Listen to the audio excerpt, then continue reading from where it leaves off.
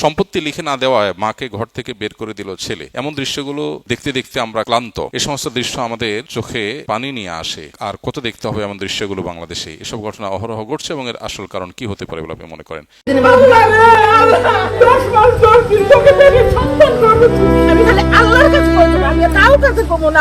সম্পত্তির লোভে নিজের বৃদ্ধ জন্মদাত্রী মাকে বাড়ি থেকে বের করে দেওয়ার অভিযোগ উঠেছে ছেলের বিরুদ্ধে।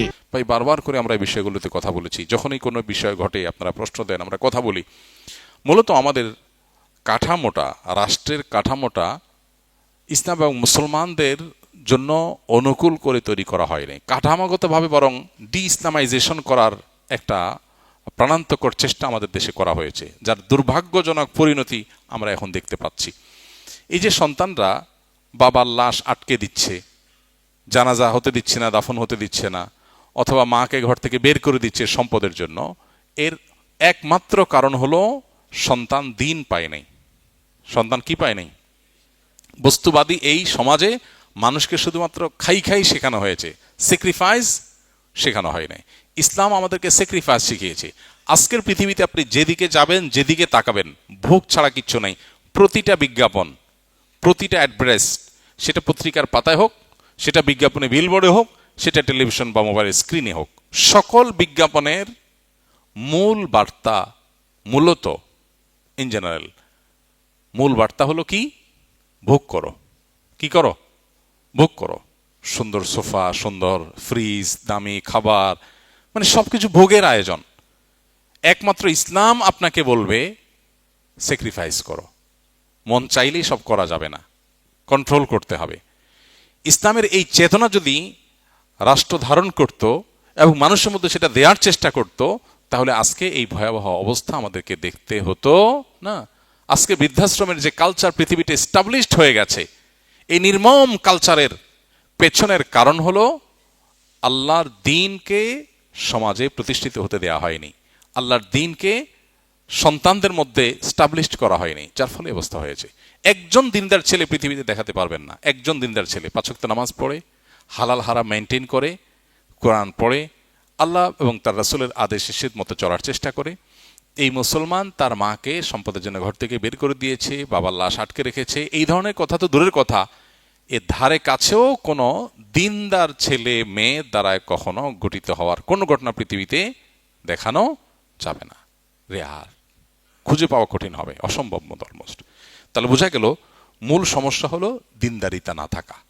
এই জন্য সন্তানকে দুধে ভাতে রাখার চেষ্টা করেন, অসুবিধা নাই, তার আগে চেষ্টা করবেন সন্তান যেন মুসলমান হয়, আল্লাহ ভীরু হয়। আর না হলে ভাবসাবটা হবে ঠিকই, ভেতরে সব ত্রাস হবে।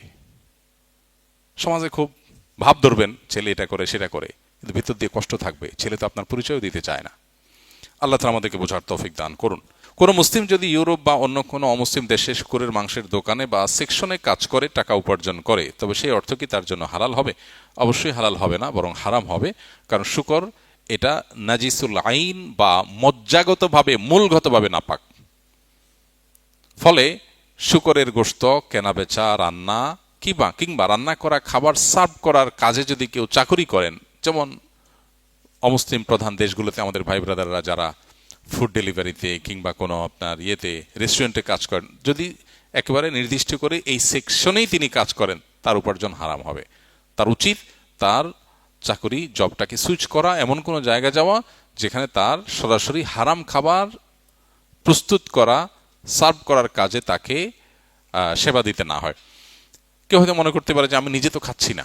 হ্যাঁ, আপনি নিজে খাচ্ছেন না, এটা ভালো কথা, কিন্তু যখন আল্লাহ রাব্বুল আলামিন কোনো কিছুকে হারাম করেন, সেটা কেউ খাবে তাকে রেডি করে দিলেন, এটাও অপরাধ।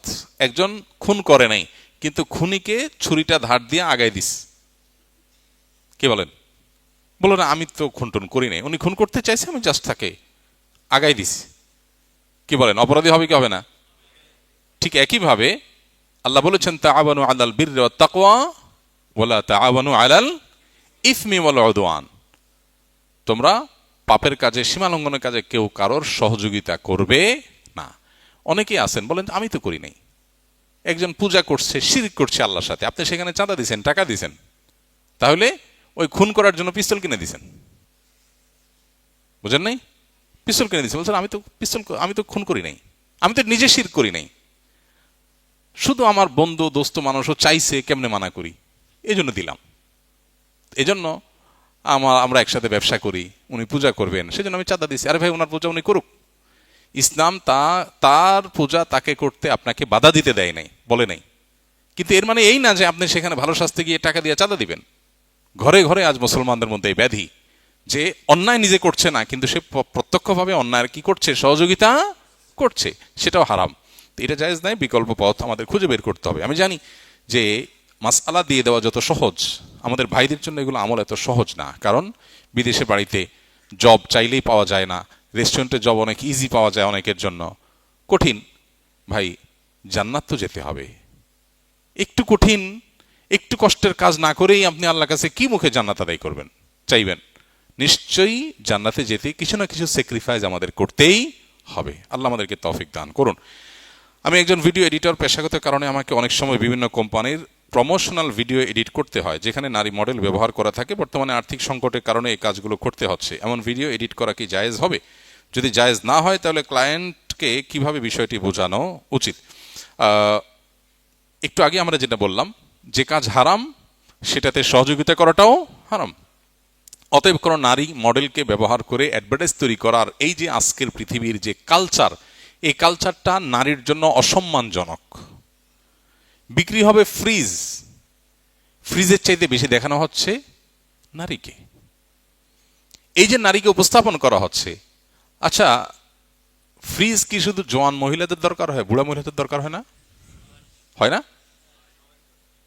বয়স বেশি হয়ে গেলে তাদের দরকার তো আরো বেশি হওয়ার কথা। বেচারিদের এত রান্না বাড়া করা কঠিন, একটু ফ্রিজে রেখে দিলে পরে নেওয়া সহজ। আজ পর্যন্ত দেখছেন কোনো অ্যাডভার্টাইজে কোনো বুড়ি বেচারি এসে বলছে, বাবারে আমার ফ্রিজ দরকার হয়, এই ফ্রিজটা আমার ভালো হয়, তোমরা কিনিও? এটার ফজিলত বর্ণনা করছে কোনো বুড়া মহিলা শুনছেন? হ্যাঁ, নারীদেরকে চাকরি দিতে হবে, তাদেরকে বাহিরে কাজের সুযোগ দিতে হবে, কেন? তাদের অধিকার, তাদের উপার্জনের সুযোগ দিতে হবে, তাদেরকে পরনির্ভরশীল করা যাবে না, স্বামীদের উপরে নির্ভরশীল করা যাবে না, তাহলে তারা জুলুম মুক্ত হবে। ভালো কথা, নারীর উপকারের জন্যই তো, তাই তো? তো চাকরিটা কি জোয়ান নারীর বেশি দরকার না বুড়া নারীর বেশি দরকার? বুড়া হয়ে গেলে অনেক সময় দেখা যায় ছেলে দেখে না, মেয়ে দেখে না, অসহায় হয়ে যায়। এই বেচারীদের চাকরি দরকার হয় না?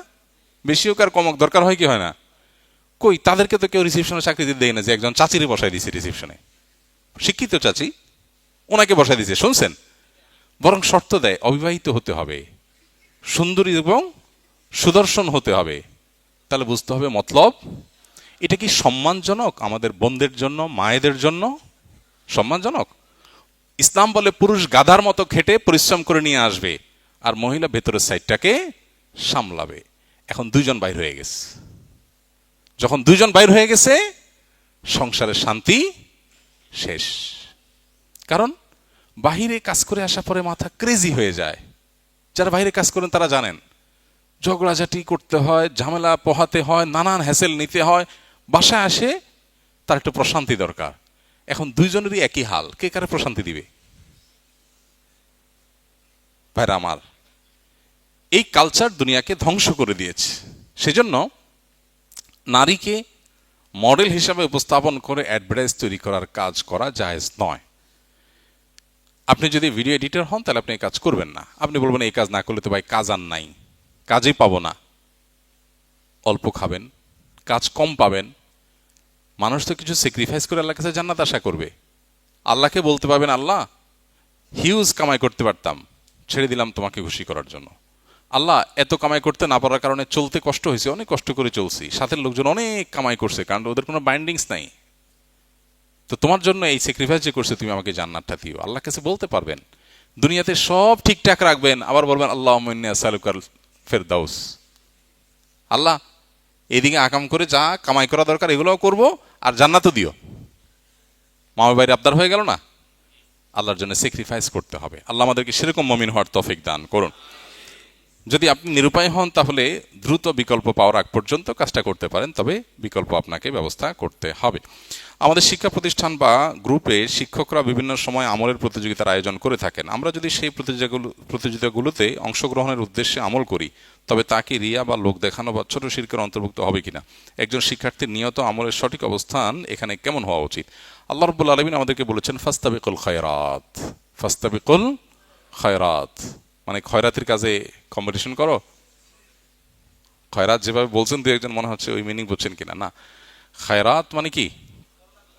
কল্যাণের কাজ, ভালো কাজ, এগুলোতে তোমরা প্রতিযোগিতায় অবতীর্ণ হও। অতএব কোনো শিক্ষা প্রতিষ্ঠান থেকে বা যে কোনো জায়গা থেকে যদি ভালো কাজে কম্পিটিশন হয়, সেখানে অংশগ্রহণ করলেন, আপনি অগ্রসর হয়ে থাকার চেষ্টা করলেন, আপনি নিজেকে সবসময় মোটিভেটেড করবেন যে আমি এটা ওই কোরআনের আয়াতের উপর আমল করার জন্য করছি। আল্লাহ বলেছেন কল্যাণমূলক কাজে প্রতিযোগিতা অবতীর্ণ হও, আমি সেই জন্য অবতীর্ণ হচ্ছি। প্রতিযোগিতায় অবতীর্ণ হওয়াটাই একটা ইবাদত।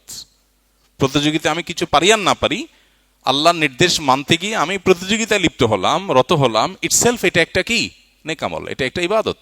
অতএব সেই জন্য আপনি করবেন, এটা ইনশাআল্লাহ রিয়া হবে না। তবে যদি আপনার সবার সামনে বাহবা নেবেন, সবার দৃষ্টি আকর্ষণ করবেন, আপনি লাইমলাইটে আসবেন, আপনি সবচেয়ে ভালো ছাত্র হবেন, বাহবা নেবেন, সবাই বলবে ভাই মাশাল্লাহ মাশাল্লাহ, আপনি তো পুরস্কার নিয়েছেন মসজিদ থেকে, বাহ বাহ, এই বাহবা নেওয়ার ধান্দা করবেন, তাহলে সেটা রিয়া হবে। এই জন্য নিয়তটাকে খালেজ করতে হবে এবং ইসলাহ করতে হবে, সংশোধন করতে হবে, যে আমার নিয়তের মধ্যে ভেজাল যেন না আসে। বাস, এরপরেও যদি ভেজাল আসার আশঙ্কা তৈরি হয়, তারপর কাজ থামাবেন না, কাজ চালায় যাবেন এবং নিয়তকে সংশোধন করার জন্য সংগ্রাম চালাবেন নিজের সাথে। অনেক সময় দেখা যায় অনেকে বেশি ভালো শাস্তি গিয়ে বলে না, আমার মনের ভিতরে খারাপ চিন্তা আসছে, তাহলে কাজটা করব না। এরকম করবেন না, কারণ করতে করতে একটা সময় নিয়ত ইসলাহ করা যায়।